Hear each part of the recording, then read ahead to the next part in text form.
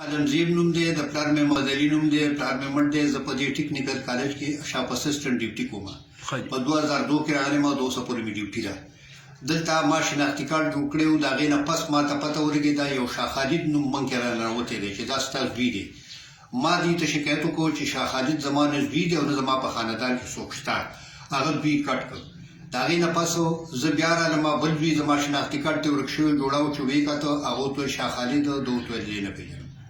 بیا زرالم دلته هغې ته مې سوال وکړو چې وایي دا شاه خالد بیا مونږ کې څوک راننوتی دی هغې بیا کټ کړو په درېیم ځل بیا چې ما وکاته بیا راغلی وو په څلورم ځل راته دوی وویلې چې ته چارسدې ته لاړ شه چارسده کې زموږ دفتر دی هلته به یې کټ کړي زه هلته لاړم هغې ما یو رسید هم راکړو پرون زما زوی راغلی دی دلته شناختي کارت یې جوړه بیا د شاه خالد چې شاه خالد ستا رور دی دوته چې زه یې نه پېژنم تاسو به کوم برانچ ته راتللی کوم دې اکاونټ برانچ دی اکاونټ برانچ د شناختي کارت دفتر چې کوم دی دلته معلومات شو چې به یې دلته ځان درج کوي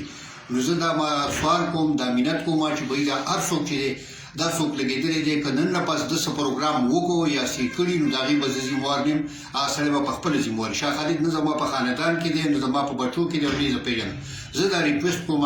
چې به دا شاه خالد چې کوم دی دا زما د خاندان نه وځي او زما په خاندان کې که سبا د څه وشو یا څه کوي نو زه د هېڅ قسم د قول او فعل او د هېڅ څیز نه یم ذموار ستا خپل بچي څه دي نومونه څه دي او څو زما د خپل بچو زما علمزیب نوم دی زما د یو زوی سرتاج احمد نوم دی د بل بختاج احمد نوم دی د بل بخپیلن نوم دی او اخري چې کوم دی عرفان الله دی زما صرف دا څلور زمون دي پنځم زوی زما نشته او زما ګلونه دي د وی یاسمین نوم دی او د بلې شبانه نوم دی او په پېښور کې واده دي په بخشوپور کې د دې نه علاوه زما په خاندان کې چې زما په ترونو زامنو کې په چا کې زموږ په خاندان کې شاه خالد نوم د چا نشته نو زه دا ریکویسټ کوم چې دا شاه خالد چې کوم دی مهرباني وکړي چې دا شاه خالد زما د لیست نه زما د خاندان نه وځي که د دې نه پس چا سوسلین ډین وکړو یا دېسلین ډین کوي د قول فعل او د کاروبار هېڅ قسم ته زه نه یم ذموار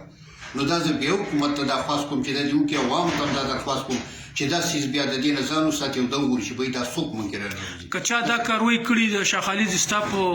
خاندان کې شامل کړي نو د هغې د مطالبه څه کوه غواړي مطالبه دا کومه چې د هغه لرې سخته سزا ورکړي شي چې دا ولې زه یې کټ کوم او هغې بیا زما خاندان کې رانه بسي چې دا څوک دی چې داسې کار کوي دا په پیسو باندې کار کوي هر څوک چې دی د پیسو والا دی او زه غواړم چې حکومت ته مهرباني غواړم مهرباني دې وکړي چې دا سړي ته د سنګینه سزا میلاو شي چې بل څوک داسې ونه کړي ته به ډېر نور کسان هم کړي نو د دې دپاره زه دا غواړم چې دا کټ شي او آینده دپاره بل چا څه داسې ونه شي بس وسلام